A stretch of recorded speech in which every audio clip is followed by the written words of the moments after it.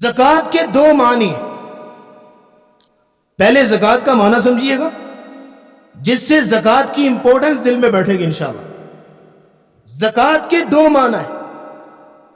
پہلا معنی ہے پاک کرنا، پاکیزہ کرنا، کہ جب انسان زکوٰۃ دے دیتا ہے تو اس کا مال پاک ہو جاتا ہے۔ معنی کیا ہے کہ زکوٰۃ کی ادائیگی کے بعد باقی مال رکھنا، جمع کرنا، سٹور کرنا، گن گن کے سیو کرنا اس کے لیے حلال اور جائز ہو جاتا ہے۔ زکوٰۃ کی ادائیگی کے بعد اس کا دل پاک ہو جاتا ہے، اس کے دل میں غریبوں کے لیے، مسلمانوں کے لیے ہمدردی کا جذبہ پیدا ہوتا ہے، اس کی اپنی ٹریننگ اور تربیت ہوتی ہے۔ خذ من اموالہم صدقۃ تطہرہم وتزکیہم بہا، اے نبی اپنے صحابہ کے مالوں سے زکوٰۃ نکالیے تاکہ ان کی پاکیزگی ہو اور ان کی تربیت ہو۔ لیکن اگر شخص کوئی زکوٰۃ نہیں دے رہا تو مال کو جمع کر کر کے رکھ رہا ہے، تو اس کا یہ مال کو جمع کرنا ناپاک ہے، اس کا تمام بینک بیلنس ناپاک ہے۔ زکوٰۃ دینے سے مال پاک ہوگا۔ زکوٰۃ کا دوسرا معنی ہے بڑھوتری، بڑھنا، نشو و نما پانا، کہ جب انسان مال اللہ کی راہ میں خرچ کرتا ہے، زکوٰۃ دیتا ہے، تو اس کا مال بڑھتا ہے۔ اللہ رب العزت اس کے مال کو کئی گنا بڑھا کے دیتے ہیں۔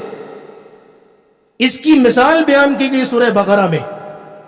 جو شخص اللہ کی راہ میں خرچ کرتا ہے، اس کی اگزامپل یوں لے لیجئے کہ جیسے ایک دانہ زمین میں بویا جائے اور اس ایک دانے سے 7 بالیاں نکلتی ہیں، اور ہر بالی کے اندر 100 دانے ہوتے ہیں۔ اس ایک دانے سے 700 دانے بنے۔ یہی مثال اس شخص کی ہے جو اللہ کی راہ میں ایک سکہ، ایک کوئن دیتا ہے۔ اللہ اس کی محبت اور خلوص کے مطابق، اللہ رب العزت اس کی تڑپ اور جستجو کے مطابق اس کو 700 اور اس سے بھی کئی گنا بڑھا کے واپس کرتے ہیں۔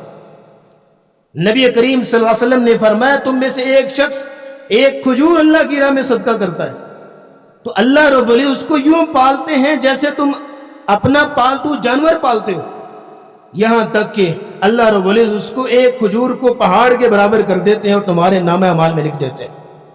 من ذا الذی یقرض اللہ قرضا حسنا فیضاعفہ لہ اضعافا کثیرہ، اللہ اس کو کئی گنا بڑھا کے دیتے ہیں۔ بلکہ حقیقت بیان کی گئی سورۃ الروم میں، وما آتیتم من ربا لیربو فی اموال الناس فلا یربو عند اللہ، تم جو سود لیتے دیتے ہو تاکہ اماؤنٹ بڑھے، تاکہ مال بڑھے، فلا یربو عند اللہ، تو وہ مال نہیں بڑھتا۔ وما آتیتم من زکاۃ تریدون وجہ اللہ فاولئک هم المضعفون، لیکن جو تم زکوٰۃ دیتے ہو اللہ کی رضا کے لیے، فاولئک هم المضعفون، یہ زکوٰۃ بڑھتی ہے اللہ کیا۔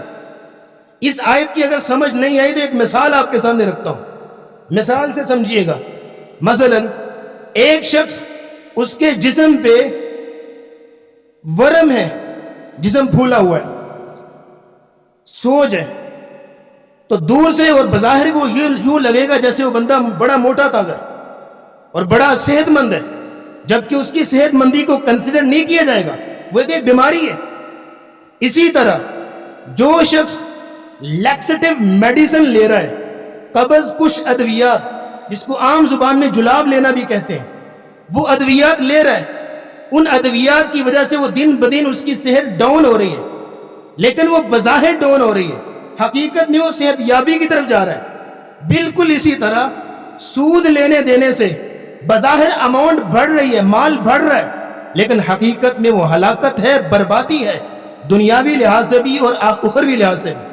لیکن زکوٰۃ دینے سے بظاہر اماؤنٹ کم ہو گئی، میں نے اپنے مال میں سے اتنی زکوٰۃ نکال کے دے دی، میری اتنی اماؤنٹ کم ہو گئی، بظاہر ہوئی ہے، لیکن حقیقت میں دنیا اور آخرت کی خیر و برکت اللہ نے میری جھولی میں ڈال دی۔ یہ اس آیت کی خوبصورت ترین تفسیر ہے۔